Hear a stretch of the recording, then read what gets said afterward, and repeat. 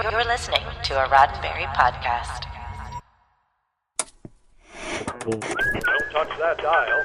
We'll be right back. We'll have more news this evening, but first... The latest Gene-ology, a Roddenberry podcast.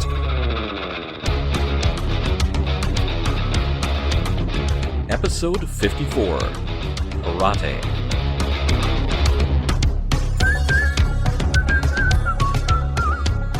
Welcome to Mission Log Gene-ology. I'm Earl Green.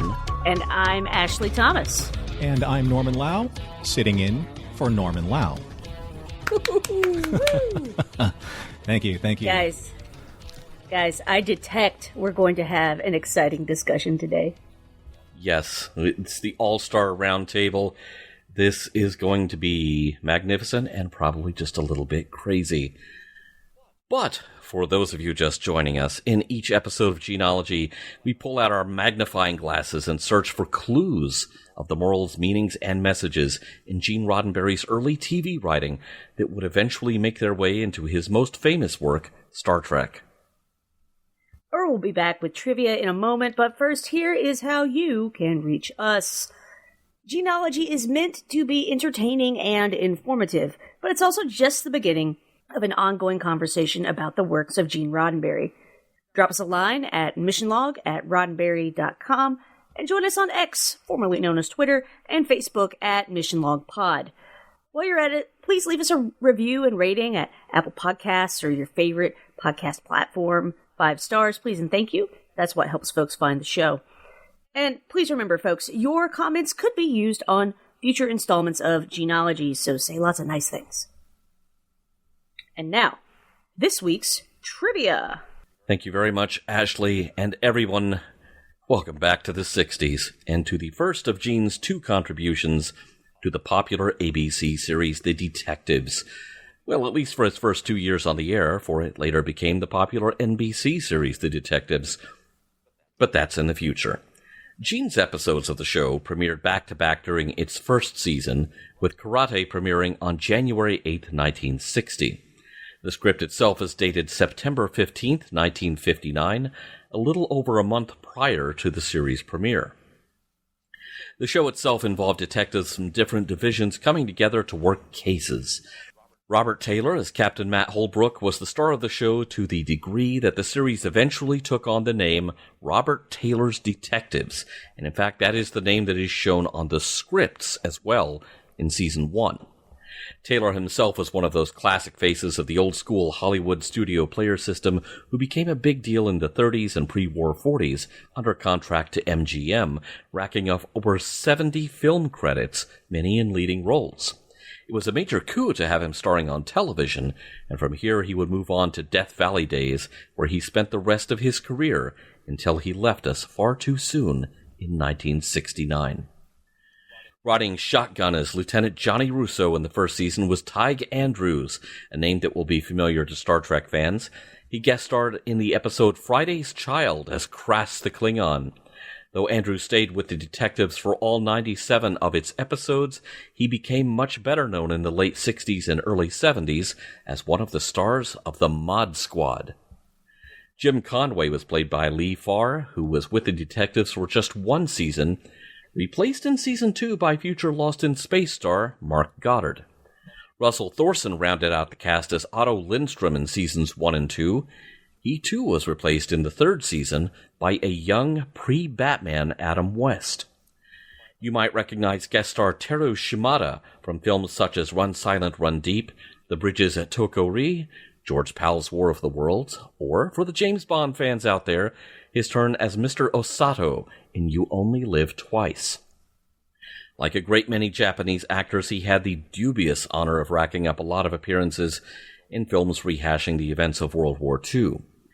Television was a bit kinder to him, however, and unsurprisingly he did a lot of TV.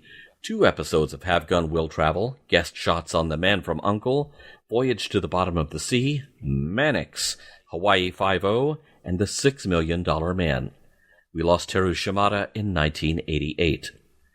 John Anderson guest stars as Stalker, who is literally Holbrook's stalker in this episode. I mean, hey, some folks are their job. John is no stranger to classic TV or genre TV, almost too many credits to go through. If you are a Star Trek fan, you know John best as Kevin Uxbridge from the Star Trek The Next Generation episode The Survivors, where he used absolutely no karate when he wiped out all the Husnak. Shirley O'Hara as Mrs. Brown is a familiar face if you have been following us. She was Maria in one of our favorite episodes of Have Gun Will Travel, The Monster of Moon Ridge. Needless to say, with all of the names I've just dropped, careers were made on this show. But it was just a stop along the way for Gene, who in 1959 was juggling writing assignments on established shows like this and Have Gun Will Travel, with an ongoing development deal for his own original projects at Screen Gems, which would bear fruit later in 1960.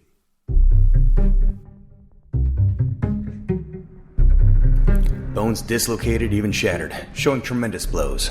There was an article in the Annals once. Man beat to death by hunk of meat. No, serious. Same consistency as flesh. Leaves no instrument marks. Sure. I'll look for man carrying a leg of lamb.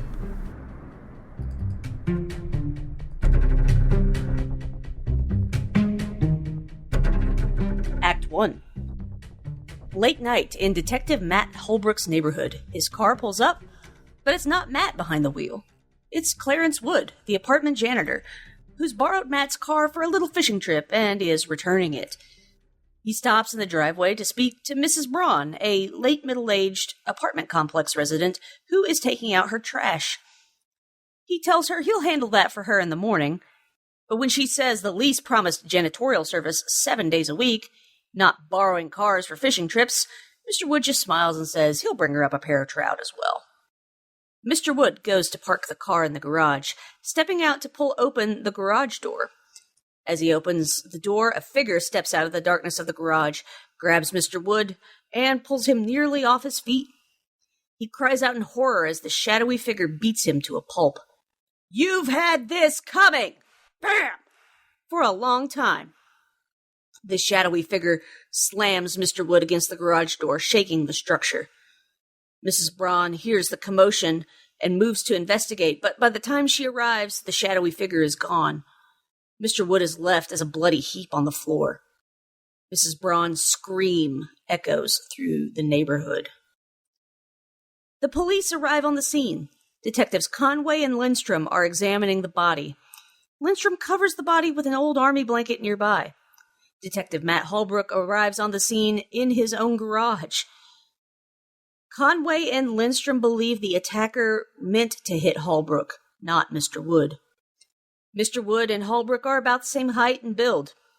They could have looked alike in the dark. Mrs. Braun, hysterical, shouts at Holbrook, "This is your fault. You should have known." Matt is taken aback and goes to inspect the body. Lindstrom asks the kind of man Mr. Wood was. He enjoyed a bit of fishing, a bit of pinochle, and an ounce or two on the weekends. Matt liked him a lot. Avoiding the emotion of the scene, Holbrook inquires about the murder weapon. No one knows. They can't find one, and they suspect the killer to be a mountain of a man. Mr. Wood wouldn't have looked worse if he'd been hit by a truck. Crime Lab is on the way. The detectives start to narrow down who would be angry enough at Matt to want to kill him with their bare hands. Once they figure out they got the wrong guy, they'll likely be angry enough to try again. Going through the list of potential suspects, Holbrook and Lindstrom cross off one suspect after another. They land on one, Sidney Nordoff, arrested for armed robbery, assault with a deadly weapon, aggravated assault, and 2 counts of suspicion of armed robbery. Quite the rap sheet. They finally got him on second-degree murder, with Holbrook making the arrest. He got 11 years in prison. Nordoff got out last week, but made a few promises to Holbrook when he got the verdict. Let's find out if he tried to make good on those promises. Holbrook and Lindstrom pay a visit to Nordoff. "Telegram!" they call from outside the door. When Nordoff says to slip it under the door, Holbrook kicks the door down, only to find a Sidney Nordoff that's a shell of the man he once was. Out of shape and out of luck, there's no way a man in Nordoff's shape could have done the damage that Mr. Wood suffered. Nordhoff asks if Holbrook can spare a couple of bucks for an old friend. Holbrook takes pity on the man and passes him a few bills. Holbrook and Lindholm exit as Nordhoff asks God to bless him and help him for this. The next day, Holbrook enters the men's room at the police station, but a large man calls after him. Holbrook? Holbrook doesn't hear him, and he's startled to see a large man toting a baseball bat enter the men's room as he's washing up. He unbuttons his coat and reaches for his gun when the large man exclaims, "Hey, remember me? Ted Lane, junior team manager." Crisis averted. The two men catch up and Ted says they need Holbrook to umpire again. Sunday at 2? Oh, yeah, sure. Good deal. The men exit the restroom. Crisis averted indeed. Back to business, Holbrook inquires if they have further leads on the murder weapon. Nothing, but they do have the autopsy report. No abrasions, no lacerations. That rules out metallic, wooden, and other blunt objects. Maybe a sandbag? Maybe a lead shot? But it doesn't have the usual identifying marks. The skeleton tells another story, though. Dislocated and shattered bones. All show the mark of a serious beatdown. Detective Russo recalls reading a case of a man beaten to death with a large piece of meat that left similar results. Short of finding a suspect with a large leg of lamb, the detectives are at a loss. If not a weapon, fists would leave a mark, surely. But what about an open hand, suggests Holbrook. The answer seems simple. Karate. Exit to the nearest dojo. Stage left. Heading to the Japanese section of town, Holbrook heads to the Harada School of Self-Defense for all ages, offering classes in Shorinji Kenpo, Tode, Kokushu, Judo, and Karate. Holbrook enters and sees students, both Japanese and Caucasian, practicing on the mat. The school is presided over by Daruma Harada, a small and venerable 60-year-old Japanese man. Matt asks for a list of students who could have potentially done the deed. Harada insists that it could have only been the students on this list, based on the carnage enacted on Mr. Wood. That kind of damage could only have been done by students with years of training. Harada gives Holbrook a bit of background on karate.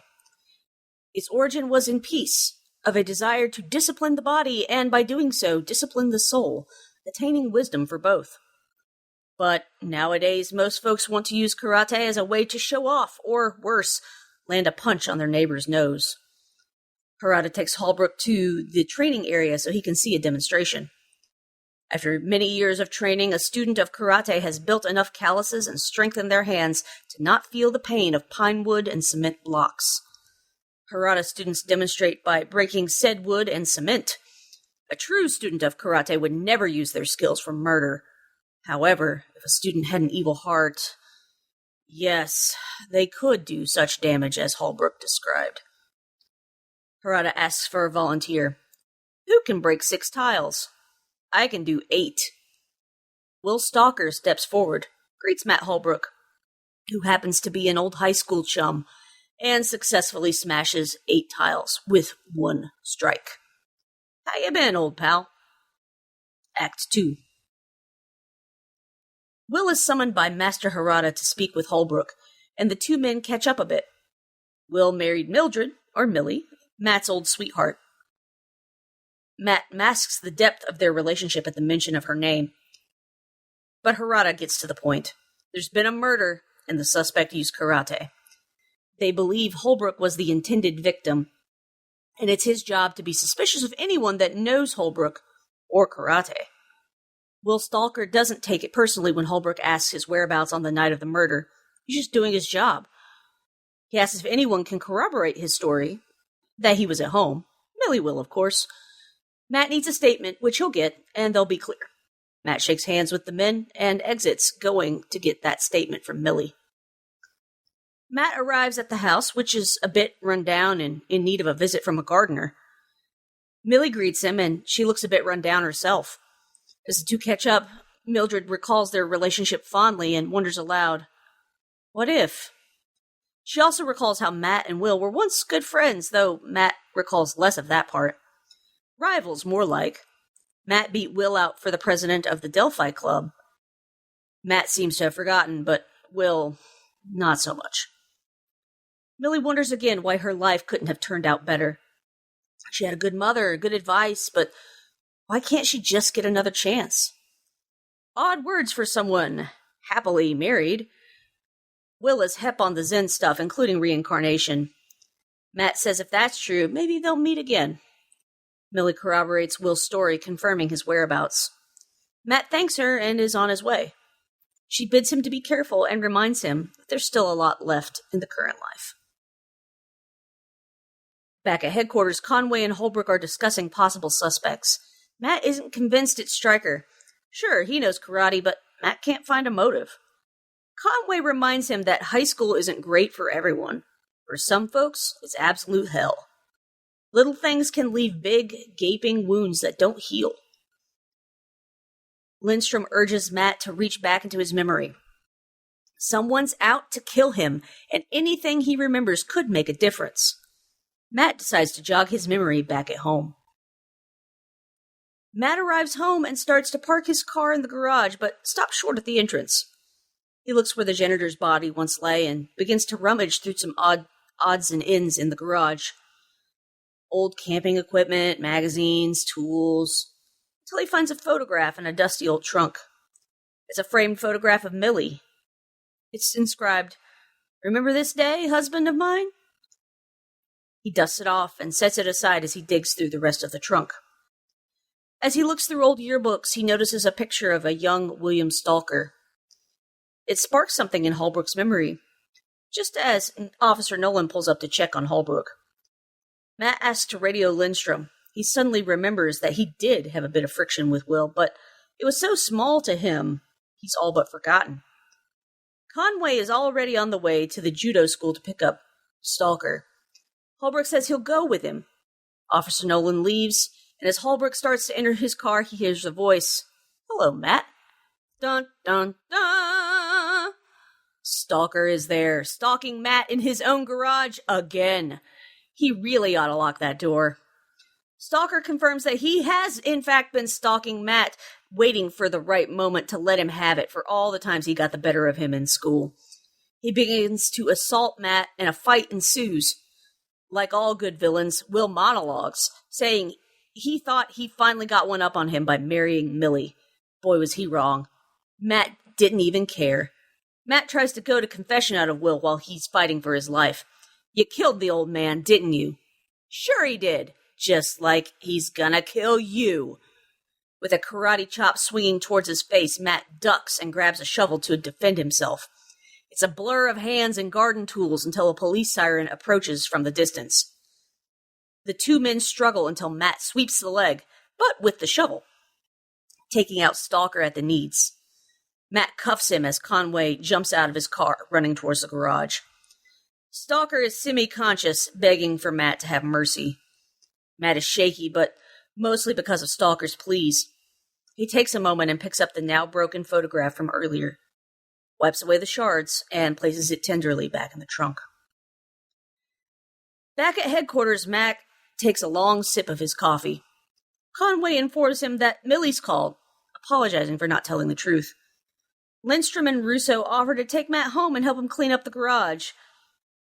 Matt doesn't say a word, but when the men voice their suspicion that he's got a date, though they don't say with whom, they start placing bets. "Don't put your money down yet, boys." Matt says he'll pick up cold cuts, and he'll see them at his place. The end. Excellent job chopping that story up into digestible pieces, Ashley.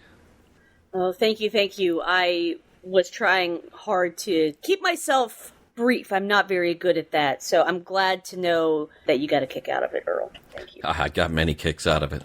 Now, I've got to say, the script describes Mrs. Braun as a middle-aged apartment dweller. Okay, as a fellow middle-aged apartment dweller over here, I've got to tell you, the idea of someone taking my trash out for me, that is completely alien to me. Like, when I first moved to Charlotte, one of the apartment complexes I considered living in, they had trash pickup. Like, they would pick it up at your door once a week, I think. I ended up not living there, but either way. I'm like, that's weird. I was thinking, what's stranger, though? So someone taking your trash out for you or someone that's going to bring you trout? I'm from the South. That's not uncommon. Yeah. No? Yeah. Okay, good. Yeah. I would be okay with catfish. I would accept catfish. Now, what did everyone think of the opening titles? It's really obvious that the big deal is not the fact that the show is The Detectives. The big deal is Robert Taylor, because his name is like 5 times larger than the name of the show. And yet, I have to admire the open because they're doing something kind of cool and geometric in a 60s kind of way, and yet we're not quite on the Saul Bass level. We're keeping it really simple. Yeah, I'm feeling like UFO, kind of Jerry Anderson, over the pond kind of flavor. Very mod, but not mod yet. So it's kind of pre-mod.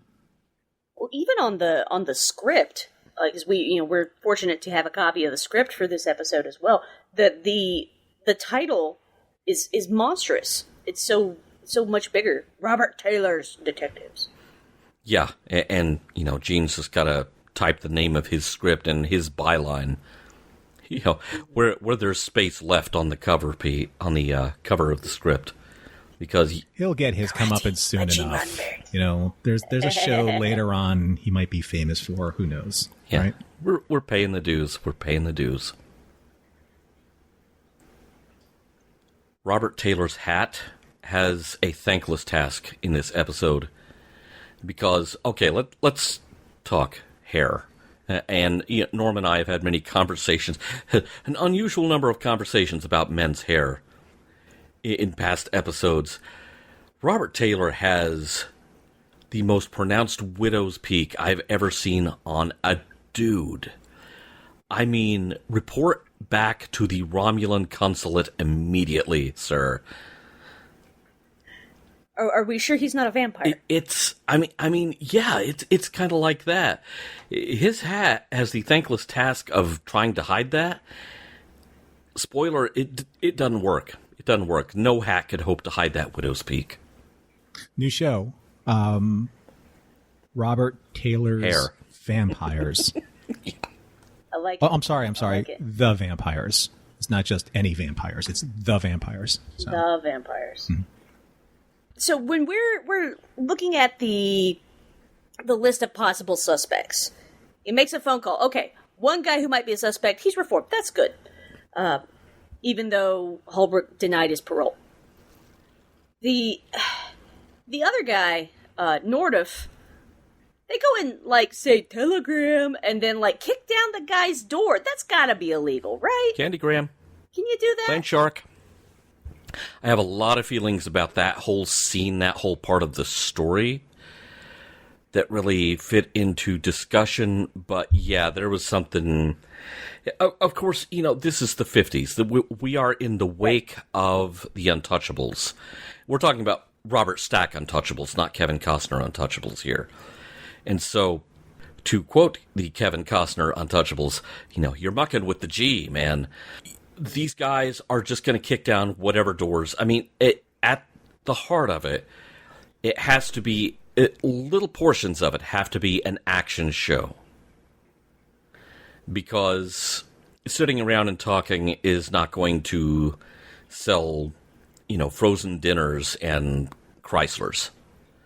And Kent cigarettes. Let's not forget Kent cigarettes. Yeah, right? and I'm sure they went through a lot of those in this show. Holy cow. How did the crew even breathe? I mean, I think if we're looking at it logistically back in the day, was it 1959? Was this? Yeah, 59 it would have been. 59 it was written, probably shot since it was in January of 60. It was already in the can in late 59. Right, so there are levels of authority. So if you're just regular detectives, you can't kick anything down. But if you're the detectives, you can kick things down. That's the difference, right? It's probably on Robert Taylor's business cards. The detectives accept no substitutes.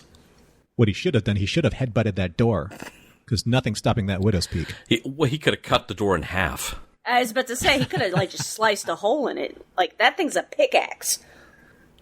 Another thought I had, and maybe this is more for our discussion, but I feel bad for Millie. Girl is desperate, and it shows, and it's not a good look. I felt bad for her, but man, when your ex-boyfriend shows up and she's like, "Oh, what if?" And I'm like, "Girl, you're married." I can't imagine saying that to any of my ex-boyfriends. Not that there were that many, but I'm like, I have no what ifs. I'm like, no, ooh, gross. She's married, and she provided an alibi. Yeah. So that's kind of like double jeopardy. Is that how that works? It felt weird to me. It's not a good look. What's interesting is that some of that stuff is in the script that didn't wind up getting filmed. Fascinating. And so there's more of it in the script than there is in the show, but it's still in the show. It just a little bit, but I suspect that someone pulled the reins on the horse and said, "Whoa, that's a little weird." I don't know any woman that would do that.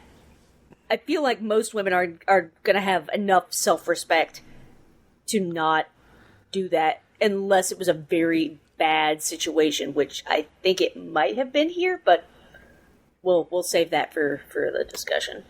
Could this be because this is a woman written by a man? I mean, that wouldn't surprise me either, so...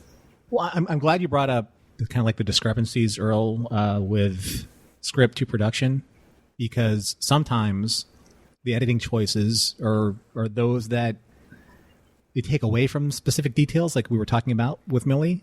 But then also, looking at the cold opening, there's a scene where we know that there's the assailant in the garage that beats, wood down to a pulp, or a wood pulp, if you will.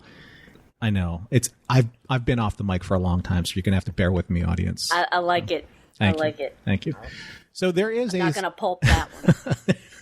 There's a scene that it's written, and the action scene is there, but the dialogue from the action scene has been taken out. And I think it's important because there's a scene where from the angle of the garage door, you hear the beating, you see like the garage door buckle, and then you hear from inside the garage door, you've had this coming like for a long time.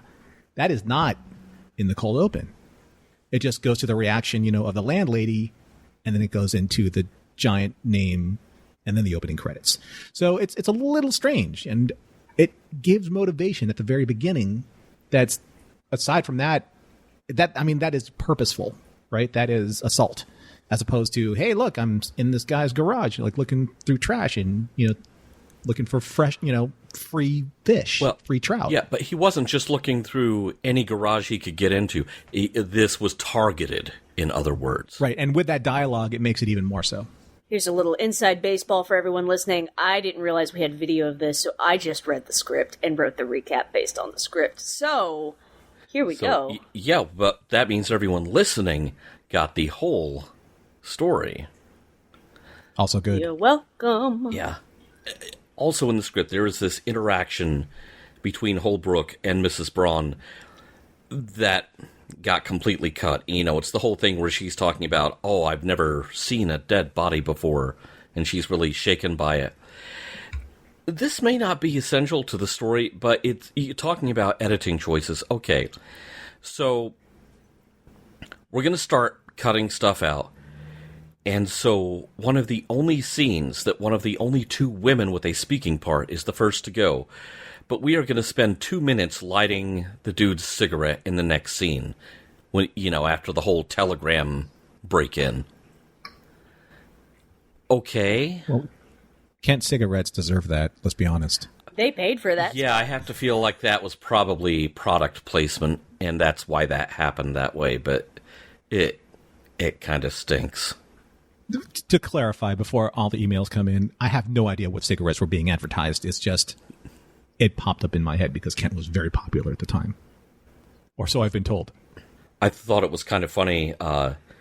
Holbrook says, well, I better go, talking about going to the karate dojo.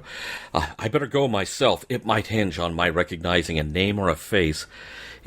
Typical ploy to keep the leading man in the lead. Only he can sort this out. I got a chuckle out of it, but at the same time, it's like, there are other people on this show. It's probably why you had some of them leave before the end of the series, well before the end of the series. It is Robert Taylor's detectives, or the detectives, excuse me. They just detect Robert Taylor wherever he goes. They detect his hair. He's nearby. Yeah, we picked up on his hair. Okay, so I need to change my business cards because in Act 2, there is a great line. It made me laugh out loud just because of how weirdly specific it is. But picture this for my business cards. Podcast host, suspicious of anyone who knows me and karate. So you're saying have no gun, will travel. Exactly. Doesn't quite roll off the tongue, but I can get behind it. So here's an example of, I think, is a very long scene. I don't know how significant it is just in terms of how it resolves any of the narrative, but when we go into the police department the very first time, and Ashley, you referenced this, where they just kind of like, they start investigating this one person that Holbrook put away, and they're assuming that this character is going to be obviously the possible suspect before they barge into his room, because remember, they're the detectives. Detectives don't barge. The detectives barge. But the scene right before that is this. It's scene 14, and it starts off with interior of the detective headquarters office, nighttime, which is actually not nighttime. It's actually in daytime, right before the previous scene. Holbrook says to I guess whoever he's interviewing is Mrs. John Curry. This is Captain Holbrook, police department. Thank you. Very well. How's your son doing? No, Walter, the one whose request for parole I blocked, and he threatened, married and has a little boy. That's fine. And then Lindstrom comes in, and then Matt continues, where's he living now? And then it goes to that scene in the tenement house. None of that, setting up this character of, we put him away, now he has kind of a future, and all of that stuff is not in the script. And then we go to that tenement house, and there he is, like this shiftless layabout, SHIFT, for all of you who are listening, shiftless layabout, winning cigarettes and a handout. So again, I thought that was actually decent information, pending an investigation that just happened the previous night, which supposedly is an extension of the night that's happening right after the murder, but it's not. Do you think they left that out to keep that character more ambiguous and give the audience less reason to sympathize with him going in? With production the way it is, there's probably obviously a need to trim some stuff here and there so we can get right to the good parts, the Robert Taylor parts, which for him are all the parts. So, and again, it's an interesting change in terms of night to day, right? Because I think that if it stayed at night, Holbrook and Lindstrom and all of the detectives, they're investigating this crime fresh, right? So they're burning the midnight oil because it's important. It has, it takes precedent over everything else. And when they finally go to that tenement house, which should be at night, according to the script, it gives, the suspect a little bit more of, being a suspect. He's a criminal at night in a tenement house. Of course he's the right guy, but he's not the right guy. He's the wrong guy, right? So a lot of that tone, I think, is taken out when you put it in daylight. Let's put it this way. Batman stories are not interesting during the day. Superman stories are interesting during the day. Batman stories are interesting at night. Especially in Vancouver, especially after a rain. So, let's be honest here. Well, there are also logistical considerations with night shooting, meaning, you're going to have the cast around a lot longer, you're going to have the crew around a lot longer. It's already a location, so you're going to have to get a permit to block stuff off at night when people are trying to get home. So I can Funny thing is, though, Earl, about that is actually in the script it says night filter. Night filter, yeah. Well, they didn't even attempt the filter here. So I was just kind of thinking of it from kind of the Frederick Ziv's school of filmmaking, which is cut whatever corners you have to. We're going to get this in the can in a couple of days. By the way, Earl, because we love music, we love soundtracks, you got to love the music cue when the camera pans to the site, quote, Karate and Judo School of Self-Defense, because for the 1950s, there's nothing that says Asian district like the plinking guitar string of a certain tone and a certain instrument. I'm just saying. I noticed that. Oh, wow. Yeah, I mean, let's say like the soundtrack for Big Trouble in Little China hasn't been set yet. John Carpenter hasn't been born. Well, maybe not he was born, but he's younger. So he's not quite in the soundtrack stage yet. But it does provide an interesting shortcut for a narrative, if those who are listening. Yeah, and this would be far from the only show to be guilty of that, but no, I did notice it, and I was just kind of shaking my head, oh, okay, 50s white guy TV here going on. Here's a funny thing, though. So there's a scene where, Matt goes in there and meets with the Harada, the master, and then they go into this really cool side room because, why would you want to show like these incredibly advanced techniques to anyone who wants to be a student? But there's a tile breaking technique that calls for 8 tiles. It's like unheard of. So I'm just wondering if you were the detective, not just a detective, but the detective, could the killer possibly the one guy who demonstrates, 1, the physical capacity of being able to break said 8 tiles, and 2, the knuckle scarring that could create lethal injuries that the coroner described earlier, a la being attacked with a side leg of lamb? While you're thinking about this, folks, because, we're not detectives. They are the detectives. The guy who is stalking Matt Holbrook's literal last name is Stalker. That is awesomely hilarious. Yeah, because I remember we were exchanging messages before the show, and it was like, wait, is it Stalker or Stalker? And it's like, no, in the script, it's Stalker. The Stalker is named Stalker. Right, I know, right? And it's, again, you dressed for the name for the career that you want. The 2 front knuckle calluses, though, is really actually telling in the history of martial arts, because those are the front 2 knuckles that, first, like, in terms of anatomy and strength of a punch, they're the bones, the metatarsals, I believe they are, not carpals. I could be wrong. Carpals. Sorry, carpal tunnel, metacarpals. That build strength behind the radial bone, behind, the ulnar radius, all those front-loaded bones in your wrist and forearm. That's when you align a perfect strike. So if you're going to be like breaking things like 8 tiles worth of ceramics, you want those knuckles to be strong. Also, if you're a really big martial arts fan, back in the day, almost every single patch, every single icon, everything that's like from the Asian world of martial arts, if it still exists, all of the fist icons traditionally have like the highlighted front 2 knuckles, the same knuckles that are completely calloused over by or on Stalker. Again, I'm not sure if this guy's a possible, suspect. We'll see. Time will tell. There's this scene. We were talking about the cut scene about Matt Holbrook and Millie talking about the good old days. There's literally a cut scene where he says, "That was 1,000 years ago, Millie. We were children in high school." And Millie says, "But it ain't fair, is it?" And then it goes into the girl with a decent mother, a girl that gets good advice. She don't make mistakes. There could have been more to that scene. Again, but Robert Taylor, again, he needs to catch the guy who possibly has the scarring that would identify this killer. But again, we're not detectives. They are the detectives. And then Millie says, "Will's real hep on this Zen stuff, reincarnation. He thinks we come back for another life." Then Matt says, "Maybe we'll meet again, Millie. Thanks for the information."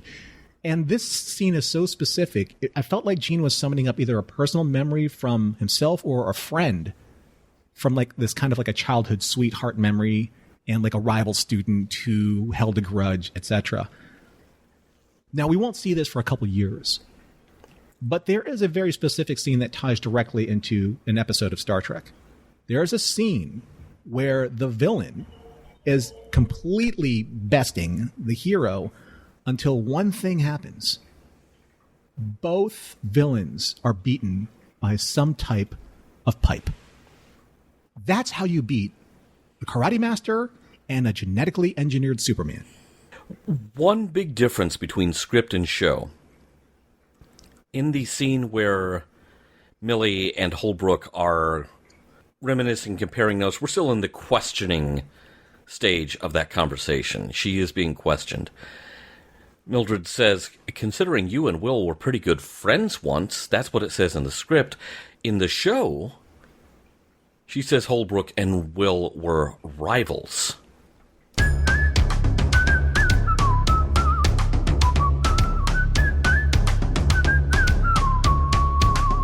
Ashley and Norm, there's a lot to say about this one, but for some reason my attention really fixated on this early scene where they bust the guy's door down because he's the main suspect, and for quite a bit of that conversation, he is still the main suspect.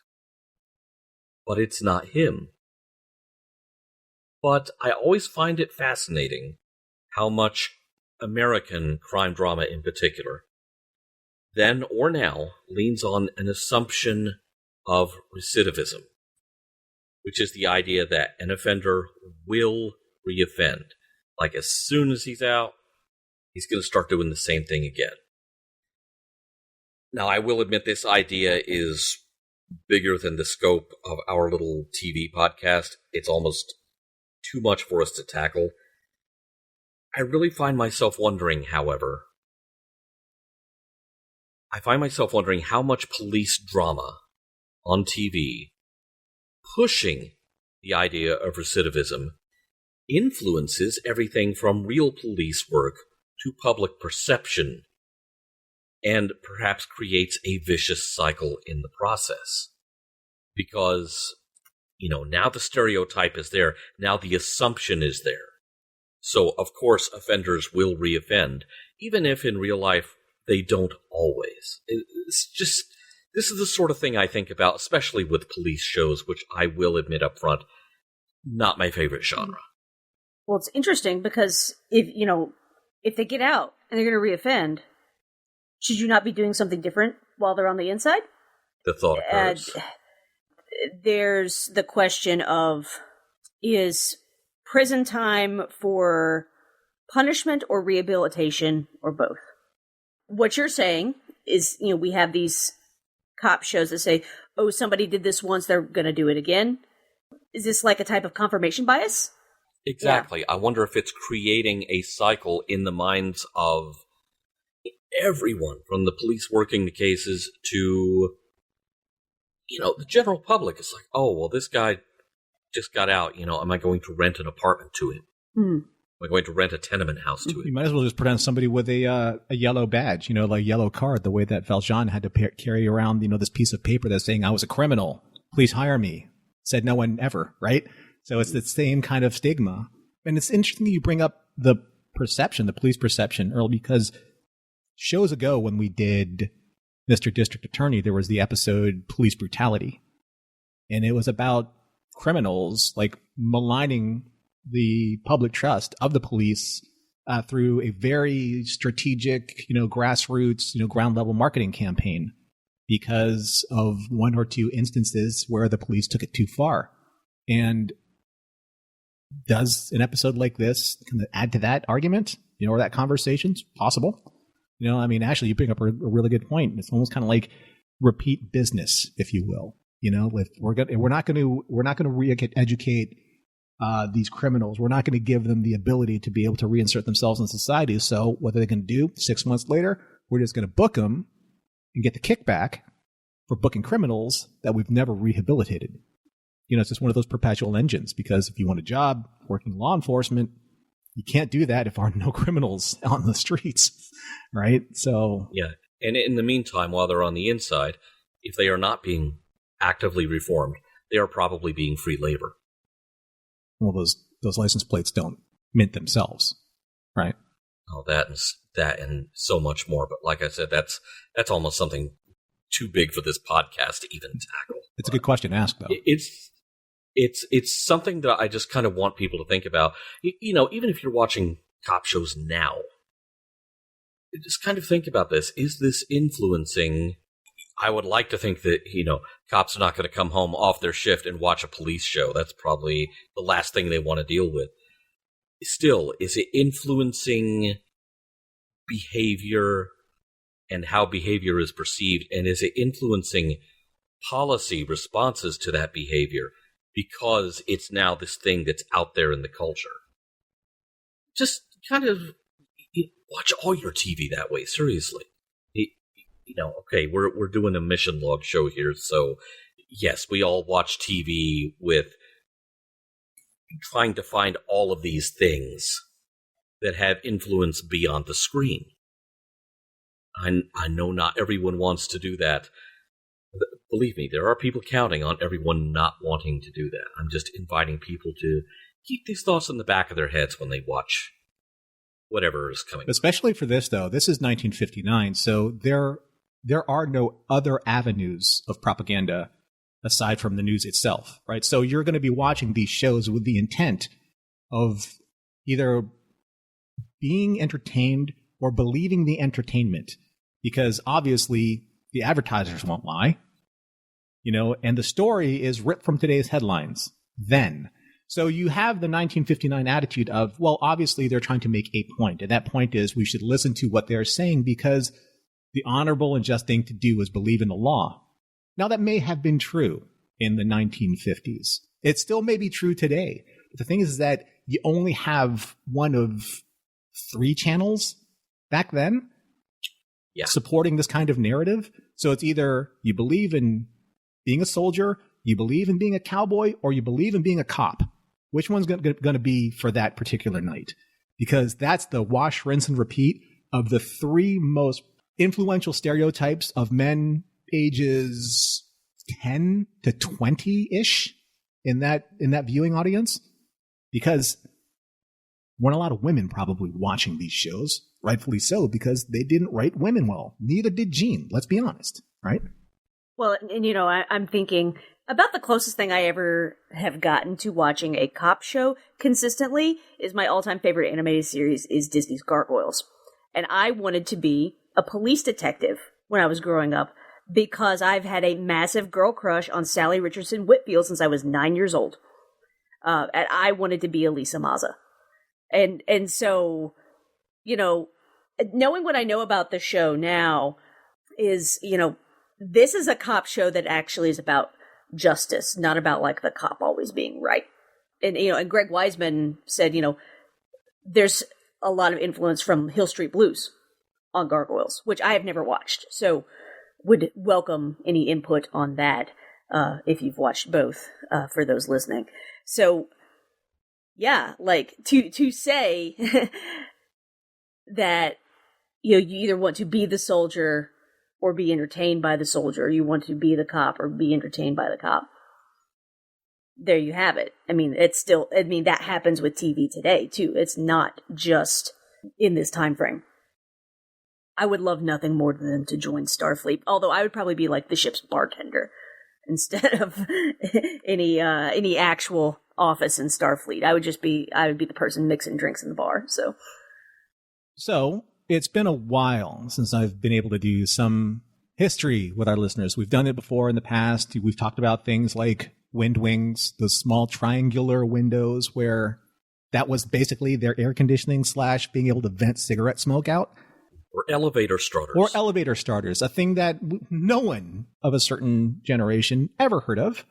Also very interesting. And I hope that you all find this interesting too, because I do think being able to shed the light in context of karate in this story, especially with the discipline it takes to be able to learn the advanced techniques that Stalker learned, would be, I think, has a little bit more context when you hear the history of karate. So, first of all, what is the meaning of the word karate or karate, and not in Brad Pitt's Gorlami-ish Italian accent from Inglourious Bastards, karate? Beginning in the 1300s, early Chinese martial artists from Shaolin brought their techniques to Okinawa. Groups of young aristocrats created unarmed combat methods as a form of resistance, combining local and Chinese styles. This blend of martial arts became known as karate, which translates to Chinese hand. After several iterations that became part of the growing cultural tensions between China and Japan, on October 25, 1936, a roundtable meeting of karate masters was held in Naha, Okinawa, resulting in changing the meaning of karate to without anything in the hands or fists, and a name not so culturally tied to its original Chinese origins. Lastly, another nominal development was the addition of do, a suffix having numerous meanings and is usually translated as the way of. Examples include Aikido, Judo, and most notably, Miyagi-Do. Remember that Mr. Miyagi's ancestor drank so much sake and fell asleep on his boat and then was swept away in a storm, which traveled from Okinawa to China, where he learned their family's karate and began their school upon his return to Okinawa, hence Miyagi-Do karate. But Norm, how does this all relate to this story at all? Many of you are asking right now. I'm asking myself the exact same question. Well, here is a little more context from a brief history of karate as found in the article Karate 101, A History on NBCOlympics.com. This was written in 2021. The Chinese Shaolin fighting art developed from training methods used at the Shaolin Monastery, which were designed to build endurance and strength and to uphold a disciplined life encouraged by Buddhism. Shaolin spread to neighboring Okinawa, Japan, where it blended with the Okinawan style of empty-hand fighting. Born in Okinawa in 1868, Funakoshi Genshin started practicing karate as a child and ultimately became a karate instructor. When the Japanese Ministry of Education held a martial arts demonstration in Tokyo in 1922, Fukanoshi was asked to help bring karate to the national level. He ultimately opened a small dojo in Tokyo in a university lecture hall and made karate more accessible to the wider population, streamlining the components of training to cater to all ages. He pushed karate from a system of fighting to become both a sport and an art, one that emphasized improving a person's character through vigorous training and discipline. His supporters pooled enough money to open the first freestanding dojo in Japan in 1936. The Japan Karate Association was formed in 1948 to spread the study of karate both in Japan and internationally. Karate spread to the United States in the 1950s and is largely credited to returning GIs who had been stationed at bases in Okinawa and elsewhere in Japan after World War II. This is where Stalker most likely was first introduced to karate in the service. After World War II, karate activities were temporarily stalled due to the quote-unquote notice banning judo, kendo, and other martial arts issued by the Ministry of Education under the directive of the Supreme Commander for the Allied Powers, and at that time was General Douglas MacArthur. However, because this notice did not include the word karate, it was interpreted by the Ministry of Education that karate was not prohibited, and karate was able to resume its activities earlier than other martial arts. Again, this is presumably how Stalker was able to resume and further his training as an advanced karateka practitioner of karate, which included lethal versions of strikes, chokeholds, joint locks, etc., of which was trained at the lethal level as required for combat readiness in the Pacific Theater. Side note, the kind of violence that the coroner mentioned in his autopsy report. And thank you for indulging my brief history on karate. That was very helpful. If you had asked me when I was anywhere from age 5 to about age 8, what was I going to be when I grew up, I would have said with all seriousness a Teenage Mutant Ninja Turtle, and desperately wanted to take martial arts, but according to my parents, that was not a thing that girls did, which I found stupid. So never had the pleasure of taking a martial art. So I appreciate the history on that because I didn't know any of that. So.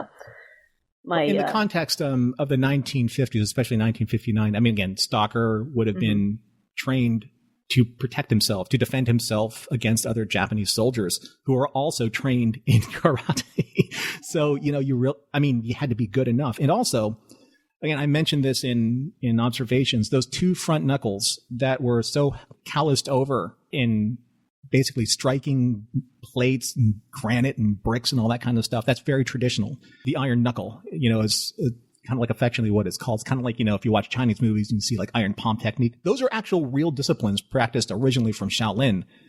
So yes, there is a certain level of history that Gene was able to employ or able to investigate and say, okay, maybe I heard these stories from someone in my bomber crew. Maybe when I was actually doing basic training over there in the Pacific Theater, they learned a little bit of karate and said, hey, this would make a great story one day because I've seen some really cool demonstrations on these tournament level formats and saying these guys are like breaking bricks with their bare hands. How's that possible?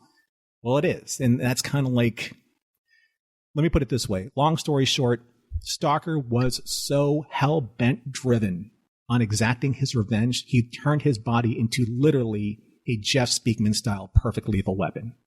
So if you haven't seen that, that's actually Japanese Kempo, which was also brought over from Okinawa to Korea. So yeah, there's a lot there and gives them a lot of motivation to say, hey, you know what? Don't steal my date in high school, bro. This will go badly for you unless you have an iron pipe. Yeah, I was about to say, you were talking about getting American soldiers trained up to a certain level. It's like, do they really need to meet a potential attacker, or they just need to know where the plumbing is? Norm, one of the reasons, other than just the amazing privilege of like having two of my besties on the show with me at the same time, one of the reasons I really pushed for you to do this one with us is I know on Mission Log, there's a lot of discussion of perhaps less than good Asian representation. And I realized that here we are dealing with, because we are associating karate with another culture, there is kind of some othering happening here, like, Stalker is more dangerous than your average stalker. Yeah. Because he has a capital S at the front and he knows karate. How did you feel about this one? That's a great question. I remember trying to prepare myself for watching this episode because I wasn't really sure like where Gene is going to take us, because obviously we know Gene of various different stages of his writing career. The pay the bills writer, the I can pay the bills and I want to write better writer, the looking towards the future writer, and then the writer that we obviously know from such classics as The Space Show that we talk about sometimes, right? So there's that. But when I watched this episode, I didn't really find it incredibly egregious when it came to the Asian representation in this, because it didn't really focus on that as much. Is there othering? I think there's probably more othering when it came to like the criminal that they barged in on. Like, you're an ex-con. You're never going to be anything more than an ex-con, right? So that, to me, I actually thought was worse than the way they portrayed, say, the Japanese martial arts there. Now, it is funny that in Ashley's recap, you actually read what originally was on the dojo outside of Harada's studio, and it was way more complex than what we saw on screen, which was karate and judo, please enter. It's like, okay, yeah, that's shorthand for, and the plinking guitar kind of soundtrack that basically cued up the cultural response of what it would do to bring those Asian sounds to bear. Sure, it frames a specific look, feel, and type. No different than, say, Cam Tong Hey Boy coming in with kind of like his deference to Paladin, when he's bringing the paper. It's the same thing. In 1958-59, it's expected. I hate saying it that way, but it is, just because I don't think anything was any better than at the time. But that is stereotyping. I mean, let's be honest. That's exactly what it was. That's where it comes from. Especially in the post-World War II environment, where the Japanese and most Asian communities aren't really well respected. I mean, look what happened to the pre and post-World War II Japanese immigrants that they were internment camped, right? Especially after World War II, especially after Pearl Harbor. So I'm surprised that there is a little bit more fairness, like in the media, when it comes to Japanese culture. because literally like 10 years ago, it was, we're dropping 2 big bombs, on this culture that's going to set them back for decades, which it didn't. But, the thrust was they are not human. We can drop those bombs on them because they are other. So being able to actually have a dojo as part of a story where they're actually celebrating Japanese culture, albeit nefariously through Stalker, was better than I expected, to be honest with you.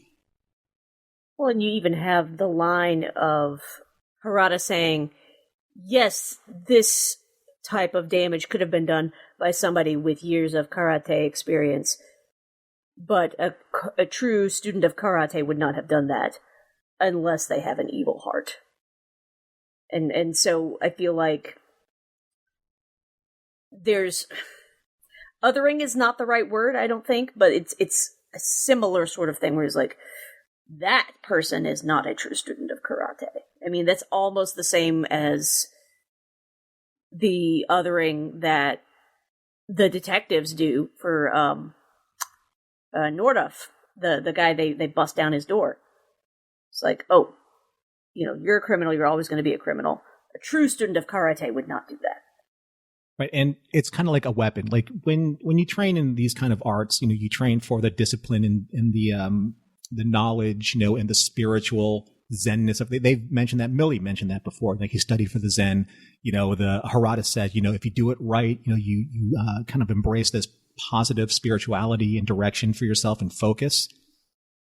So I think that plays like really interestingly to what happened to Stalker, because he has dedicated his life to studying this particular art that could like propel him to more spiritual balance. And instead he uses it for violence, for a very specific driven purpose. And that's no different than someone becoming a sharpshooter, someone learning how to do nefarious violence to people. Because when you really think about it, because you guys are always covering these great topics for Have Gun Will Travel, if you put Paladin's gun on a table, it does nothing. It literally does nothing. It could hold down paper. But when you put it in the hands of Paladin, it's a weapon for good. You put it in the hands of someone who steals it from him, it's a weapon for evil. It's what's in your heart that determines violence or peace, and not the tool.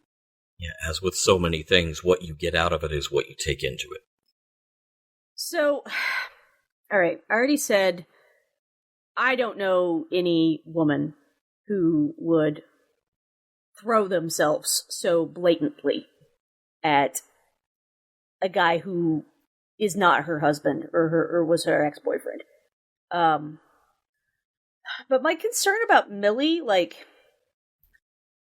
she, I wish that she had tried, or she had been written to not look so desperate, but I also pity her. She's married to this guy who is jaded and, can't get past, perceived slights in high school. But if he's that jaded and he is, willing to murder the person that he is jaded by, he's probably abusive. And, because I didn't realize we had video for the episode, so I'm just reading the script. I don't know if we get hints of that visually. So you guys tell me, what do you think? You have no visual cues that she's coming to any harm, but there is kind of a clinginess. And like I said, not all of that makes it into the show necessarily. A lot of the stuff you're talking about, where she is, oh, do you ever think about the old days? A lot of that gets sliced out, and yet at the very end, whenever Holbrook is leaving, she is standing in the doorway looking longingly. So it feels like it was probably filmed and then cut, but that scene as Holbrook is leaving, that really struck me as, okay, there is some hangover there from what was in the script, and so they are playing it. And yes, it is weird. It's at the very least, if Stalker is not, being physically abusive, he is obviously not letting go of the past, and that is not letting her go of her past either. That is not helpful. Is it, depending on how far he takes it, could that be another form of abuse, just one that doesn't leave a visible mark? Yes. Yeah. You're right. If he's not physically abusive, he is almost certainly emotionally or verbally abusive, or both.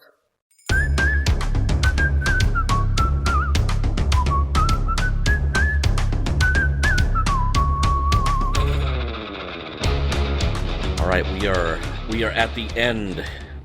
We are fully trained, if nothing else, to talk about the episode Karate. We're not actually fully trained in karate by now. But what are your thoughts on our first brush with the detectives? They certainly detected. But seriously, though, this episode was a lot more violent than I anticipated it being. Well, we are getting into that time period that we talked about earlier with Have Gun Will Travel, where over on that show, Paladin's taking visible damage and being concussed. We're in that time frame of TV. So tastes have changed, standards have loosened up slightly. It's more acceptable. Yeah, I'm just imagining, again, you guys saw the episode with your eyes. I read the episode. I'm assuming we are not getting shots of poor Mr. Wood beaten to a bloody pulp. At best, we're probably getting a man laying on the floor covered in an old army blanket.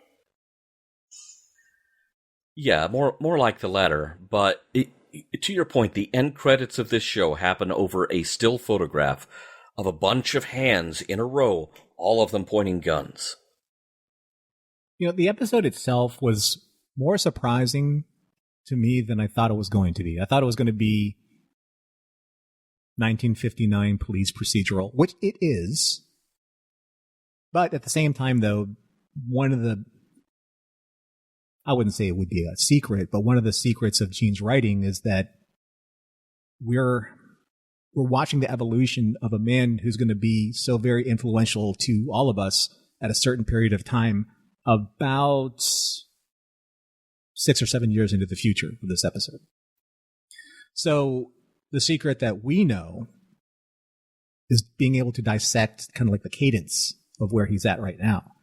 And I thought it was going to be on paper, on the script, and in the review that we, well, at least Earl and I, when we watched the show, I thought it was going to be a little bit more mundane, and a little bit more kind of paint by numbers. But again, there are certain things in Gene's writing where you're like, oh, that was clever, right?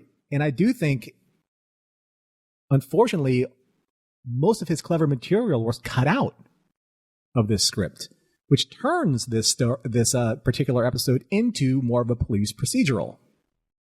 And it takes a fingerprint away from Gene Roddenberry's work and turns it into a paycheck writing type of work, right? Which, again, like back then, when you have to feed your family and you got to pay rent and et cetera, that's fine. I understand that. So I can see probably those kind of cuts from material that he probably believed is crucial to character development allowed him to start the wheels turning and say, you know what, it would be really good if I just produced my own show sometime so I can actually write more influentially and then have say over the final product so that my actual vision is intact. Reading script, seeing the show, that's not this. But at the same time, though, there are some pretty good nuggets of Gene type of moral storytelling here. The heart of the story seems to be someone's holding a really long grudge. And that's a story as old as time. That certainly did not originate with Gene. It's used okay here, but again, it feels like the stuff that did get cut, character is always the first thing to go whenever scripts start getting cut down, and the potential to turn fairly stock characters into three-dimensional people is what that cost us. But here again, we have the kind of unique confluence of material in the archive. We could see what was written. We can see what finally made it to the air. Not necessarily the same thing. And so Gene wrote a serviceable script. The script was still not going to set the world on fire, but he was at least trying to make people out of these characters.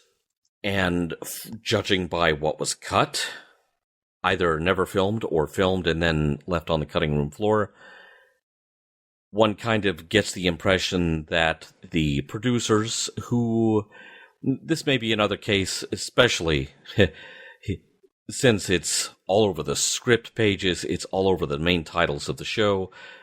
I have a feeling Robert Taylor was probably the de facto showrunner here, even if his name did not show up as a producer, executive, or otherwise.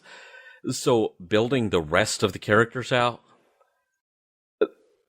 that doesn't help his bottom line, or whoever was running the show. And I think that's where the painful cuts to the script really show up. Thinking about this story, I kind of struggle with it.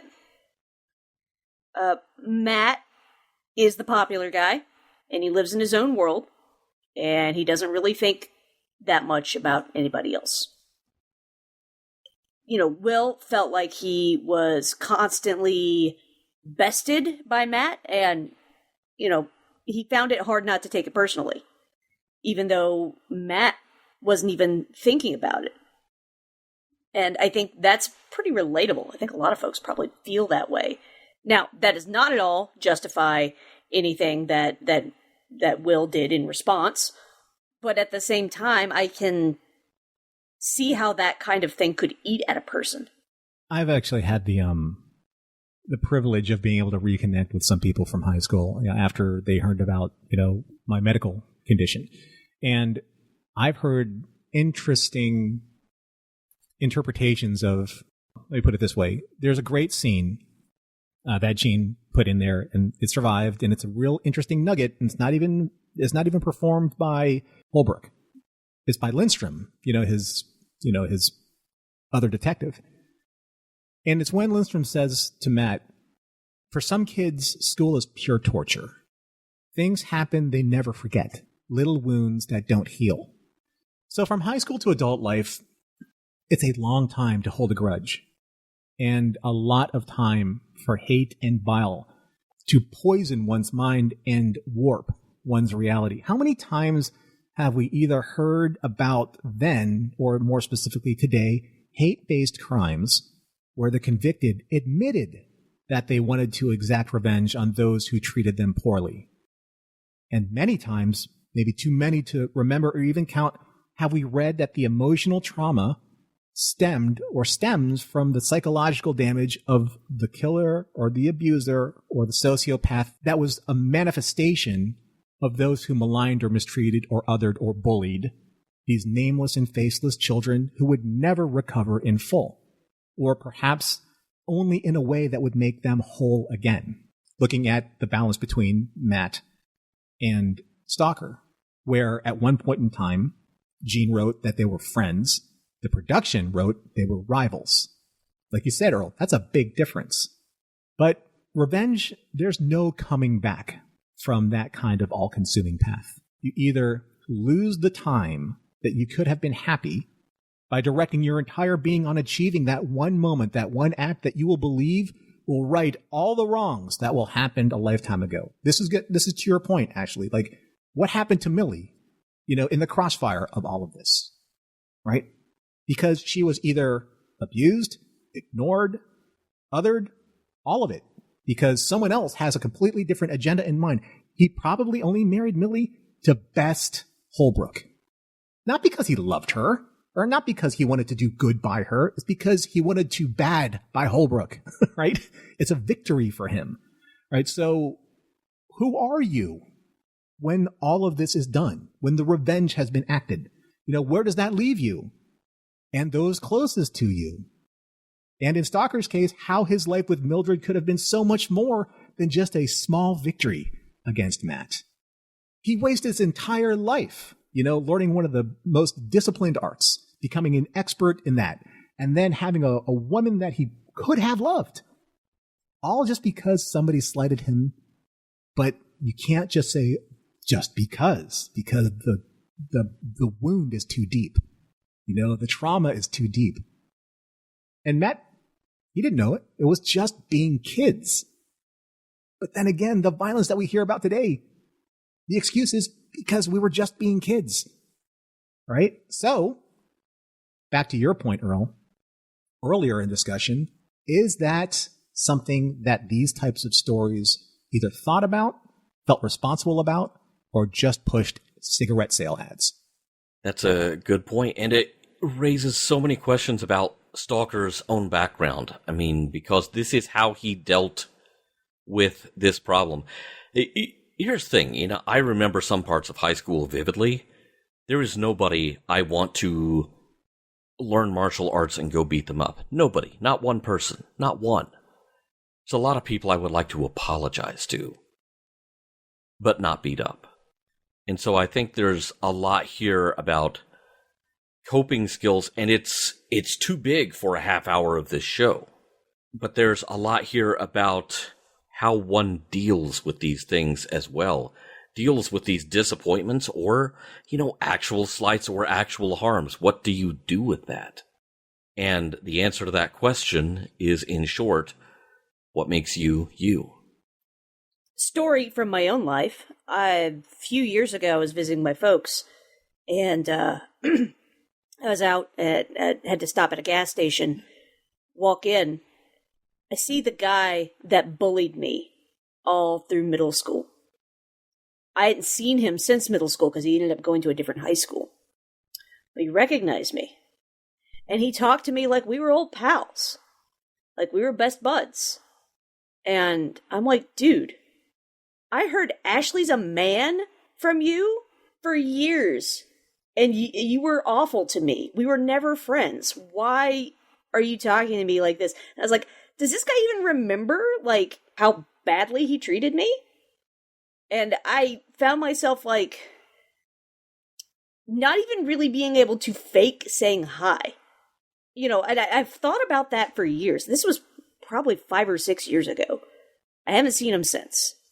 I felt badly about my response because my knee-jerk reaction was, whoa, this guy was mean to me. He's probably going to be mean to me again. Even though we're adults. And I felt badly that I was not kinder to him because it is not my default posture to try to be mean or unkind. And yet it was still there. This guy was a bully. And I don't like bullies. So I found myself, even though I think what Will did is horrible, and there's no excusing that, I certainly see how he got there. Because, those little wounds leave gaping holes. Mission Log Gene-ology is produced by Roddenberry Entertainment. Special thanks to the Roddenberry Repertory Players. Our cast this week featured George Broomis as Detective Russo and Scott Markus as Detective Conway. If you would like to support us directly, you can do so at patreon.com/missionlog for early access to shows and the Mission Log Discord. If you have any material that might be of interest to us that isn't already in the Roddenberry archive, drop us a line at missionlog@roddenberry.com. Our website is missionlogpodcast.com. On the next Gene-ology, Blue Fire. Special thanks to consulting producers Matt Esposito, Homer Frizzell, Rand Hurl, Tom Kozak, Julie Miller, Mike Richards, Mike Schabel, Paul Shadwell, and David Takechi.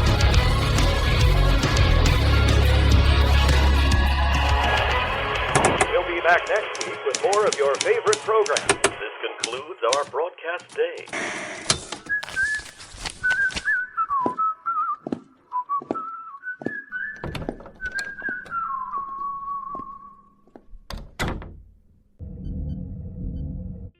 This is a Roddenberry podcast. For more great podcasts, visit podcast.roddenberry.com.